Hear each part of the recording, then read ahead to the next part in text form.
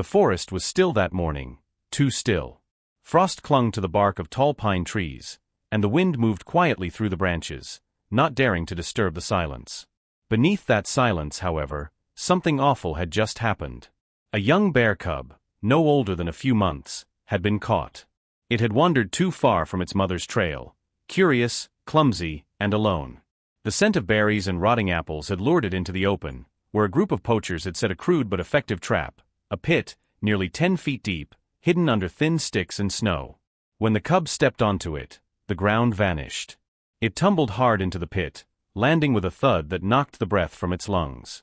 By the time it regained its senses, a heavy leather collar had already been buckled around its neck, attached to a rusted iron chain hammered into the wall. Above, the poachers laughed briefly. They were after larger bears, adults they could sell or exploit. But this cub? It was bait. A cry for help. A decoy for its mother. But the mother never returned. Hours passed. Then a full day. The snow thickened, and the wind turned sharp. The cub shivered at the bottom of the pit, too weak to roar. Its small paws scraped at the dirt walls, only to slip again and again. The collar chafed. Hunger set in. Its cries grew softer.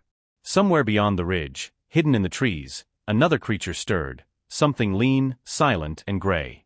A wolf, exiled from its own kind, lifted its head toward the wind. It heard something. A sound no one else cared to hear. A sound that would change its life. And save another. The wolf had every reason to stay away. For weeks, it had roamed alone, pushed out by its pack after a brutal winter fight. Its ribs showed beneath its fur, and a fresh scar ran down one flank. Hunger gnawed at its belly like fire. Survival meant silence, solitude, and speed. Never get close. Never be seen. Never care. But that sound. It had carried through the trees like a thread of pain, the weak cry of something small, cold, and afraid. The wolf paused, ears pricked, nose twitching.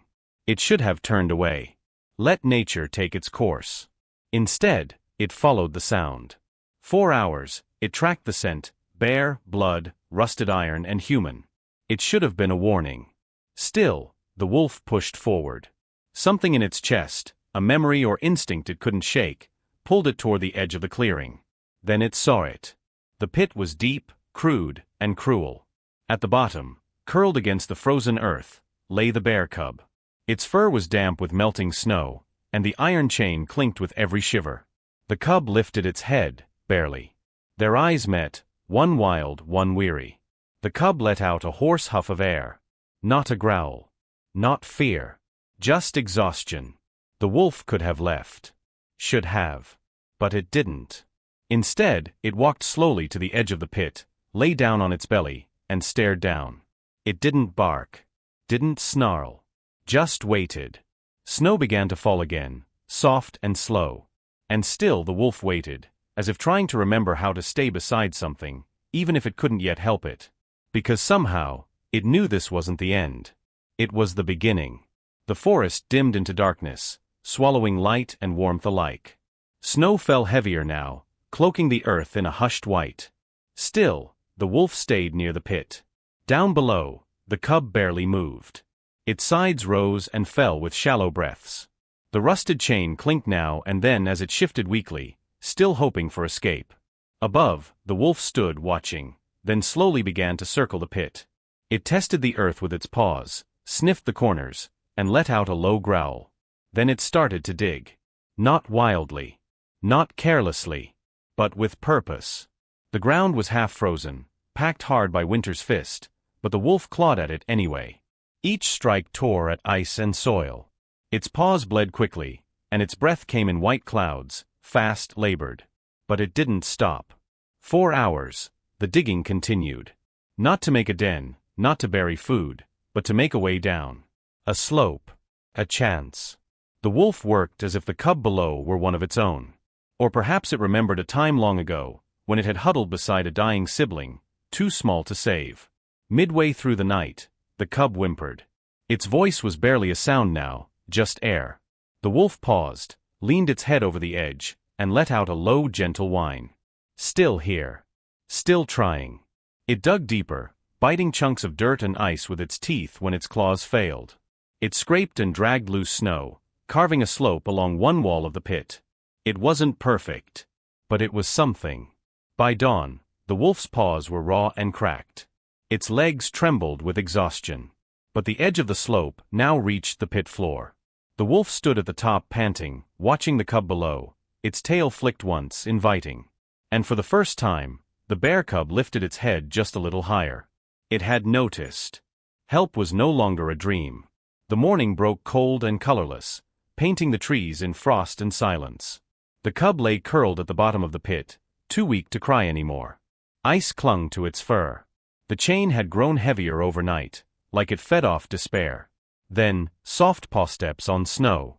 The wolf returned to the pit's edge, staring down at the cub through the breath of morning. With a soft grunt, the wolf stepped onto the ramp it had carved through the night. Carefully, slowly, testing the packed earth under its pads. The slope held. It descended with cautious balance, each paw step pressing into the frozen dirt until it reached the floor of the trap. Now the two were face to face. The cub flinched at first, too drained to react with fear. But the wolf didn't strike. It approached quietly, like it was approaching something already broken. Then it sniffed the iron chain, circling the collar at the cub's neck. Rust. Leather. Blood. The wolf's teeth bared, but not in threat. It bit the leather. Gnawed. Yanked. Pulled. The collar was thick, crusted with dried blood and frozen spit. But the wolf kept tearing. Each bite shook the cub slightly, making it groan in pain. Still, it didn't resist. Something in the cub had accepted this. This pain might be the path to freedom. Minutes passed. Then an hour. The wolf never stopped. Its jaws bled from the strain. Its breath fogged the air in clouds. Finally. Snap. The leather split with a crack, and the chain clattered to the pit floor like dead weight. The cub blinked, stunned. Its neck was sore but free. The wolf stepped back, panting. Then, it looked toward the slope. A way out. It walked halfway up, then turned, waiting. The cub didn't move. Couldn't. Not yet. So the wolf returned, pressed its warm body beside the cub's, and lay there in the pit, two wild things no longer alone. Freedom could wait one more hour. Together, they would leave. The sun crept higher, spilling light into the pit like a slow river of gold. It warmed the broken chain. It kissed the cub's face.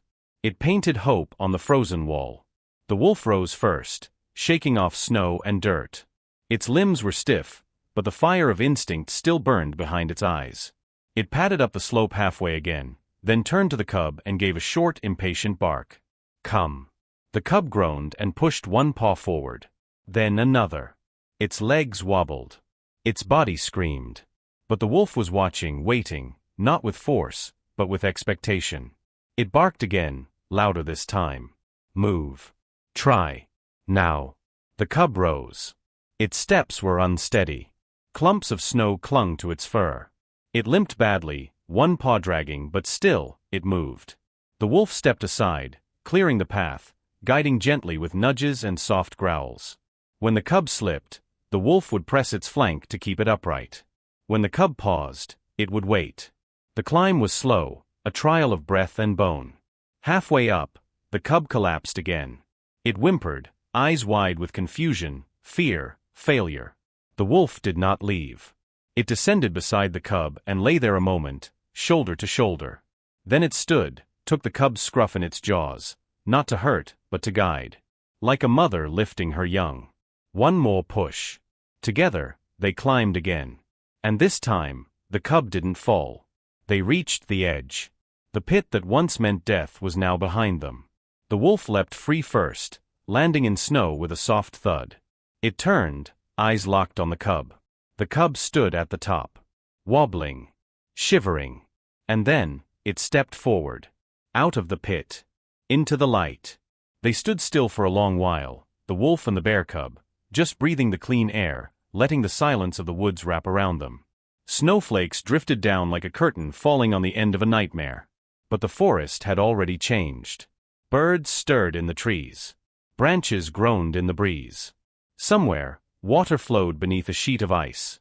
Life had continued above while the cub was trapped below, but now it was part of that life again. It took a step forward. The wolf followed. The cub's limp was noticeable, but it moved with more strength now, powered by something deeper than muscle, the memory of rescue. The wolf kept close, scanning the shadows, listening for any danger. But nothing came. The woods offered no threat. In a hollow ahead, the wolf paused. A ring of fallen logs circled a patch of soft earth, protected from the wind. It lay down, then looked up at the cub. Rest. The cub hesitated, then stepped into the hollow and curled beside the wolf. Their fur touched. Their breaths synced. There was no growl, no tension, just warmth. They weren't pack. They weren't family. But they weren't strangers anymore either. As the day stretched on, the wolf dozed lightly, always alert. The cub slept deeply, the first true sleep in days. When it stirred, the wolf nuzzled it gently. When the wind howled, the wolf pressed closer.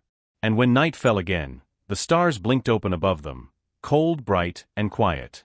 In a world where survival often meant solitude, something unexplainable had happened. Two creatures, once alone, had chosen each other. By morning they would move on, not as predator and prey, not even as friends in the human sense, but as something the forest understood even if language didn't. Bound not by blood, but by choice.